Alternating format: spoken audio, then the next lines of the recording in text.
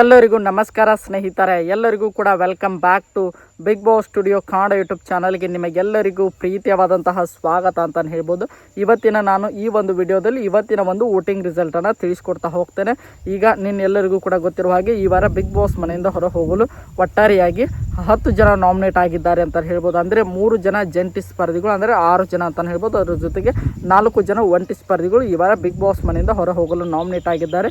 ಈ 10 ಜನ ನಾಮಿನೇಟ್ ಆಗಿರುವಂತಹ ಒಂದು ಸ್ಪರ್ಧಿಗಳ ಪೈಕಿ ಈ ವಾರದಲ್ಲಿ ಯಾರು ಅತಿ ಹೆಚ್ಚು ಓಟ್ಗಳನ್ನು ಪಡೆದುಕೊಂಡಿದ್ದಾರೆ, ಯಾರು ಅತಿ ಕಡಿಮೆ ಓಟ್ಗಳನ್ನು ಪಡೆದುಕೊಂಡಿದ್ದಾರೆ ಅಂತ ನೋಡ್ತಾ ಹೋಗೋಣ. ಅದಕ್ಕೋಸ್ಕರ ನೀವಿನ್ನು ನಮ್ಮ ಚಾನಲ್ಗೆ ಸಬ್ಸ್ಕ್ರೈಬ್ ಮಾಡ್ಕೊಂಡಿಲ್ಲ ಅಂದರೆ ಎಲ್ಲರೂ ಕೂಡ ಚಾನಲ್ಗೆ ದಯವಿಟ್ಟು ಸಬ್ಸ್ಕ್ರೈಬ್ ಮಾಡಿಕೊಂಡು ಸಪೋರ್ಟ್ ಮಾಡೋದನ್ನು ಮಾತ್ರ ಮರೀಲಿಕ್ಕೆ ಹೋಗಬೇಡಿ. ಈಗ ನೇರವಾಗಿ ವಿಷಯಕ್ಕೆ ಬರೋಣ.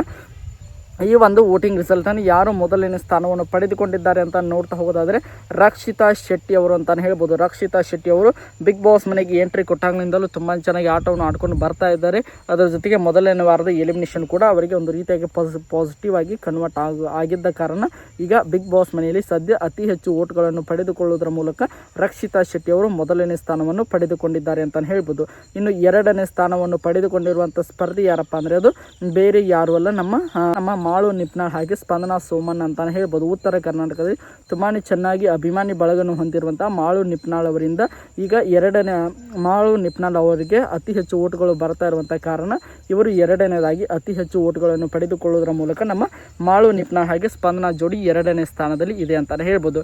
ಇನ್ನು ಮೂರನೇ ಸ್ಥಾನದಲ್ಲಿ ಇರುವಂತಹ ಸ್ಪರ್ಧಿಗಳು ಬೇರೆ ಯಾರು ಅಲ್ಲ, ಅಶ್ವಿನಿ ಗೌಡ ಅಂತಾನೆ ಹೇಳ್ಬೋದು. ಅಶ್ವಿನಿ ಗೌಡ ಅವರು ಕೂಡ ಬಿಗ್ ಬಾಸ್ ಮನೆಗೆ ಎಂಟ್ರಿ ಕೊಟ್ಟಾಗಿನಿಂದಲೂ ತುಂಬಾ ಚೆನ್ನಾಗಿ ಆಟವನ್ನು ಆಡ್ಕೊಂಡು ಬರ್ತಾ ಇರುವಂಥ ಕಾರಣ ಇವರು ಈಗ ಇವತ್ತಿನ ಒಂದು ವೋಟಿಂಗ್ ರಿಸಲ್ಟ್ನಲ್ಲಿ ಇವರು 3ನೇ ಸ್ಥಾನವನ್ನು ಪಡೆದುಕೊಂಡಿದ್ದಾರೆ.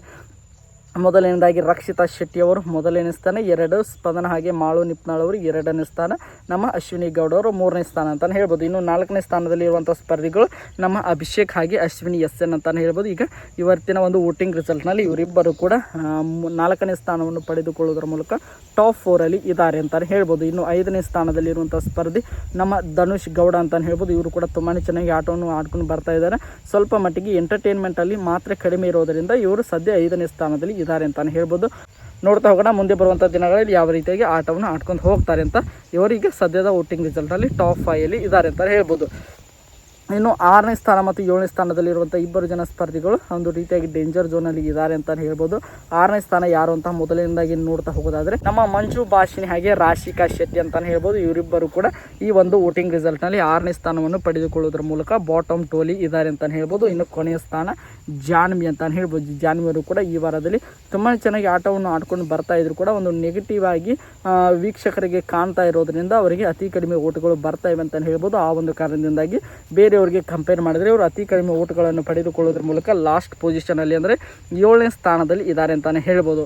ನೋಡ್ತಾ ಹೋಗೋಣ ರಾಶಿಕಾ ಶೆಟ್ಟಿ ಹಾಗೆ ಮಂಜು ಭಾಷಿಣಿ, ಅದರ ಜೊತೆಗೆ ನಮ್ಮ ಜಾನ್ವಿ ಅವರು ಈ ವಾರದ ಒಂದು ವೋಟಿಂಗ್ ರಿಸಲ್ಟಲ್ಲಿ ಕೊನೆಯ ಸ್ಥಾನದಲ್ಲಿ ಇರೋ ಮುಖಾಂತರ ಅತಿ ಹೆಚ್ಚು ಡೇಂಜರ್ ಝೋನಲ್ಲಿ ಇದ್ದಾರೆ ಅಂತಲೇ ಹೇಳ್ಬೋದು. ಒಟ್ಟಾರೆಯಾಗಿ ಈ ಒಂದು 10 ಜನ ನಾಮಿನೇಟ್ ಆಗಿರುವಂಥ ಸ್ಪರ್ಧಿಗಳ ಪೈಕಿ ನೀವು ಯಾರಿಗೆ ವೋಟ್ ಹಾಕಿದ್ದಾರೆ ಎಂಬುದನ್ನು ಕೂಡ ಕಮೆಂಟ್ ಬಾಕ್ಸಲ್ಲಿ ಕಮೆಂಟ್ ಮಾಡಿ ಅಂತ ಹೇಳ್ತಾ ಈ ಒಂದು ವಿಡಿಯೋನ ಮುಗಿಸ್ತಾ ಇದ್ದೀನಿ.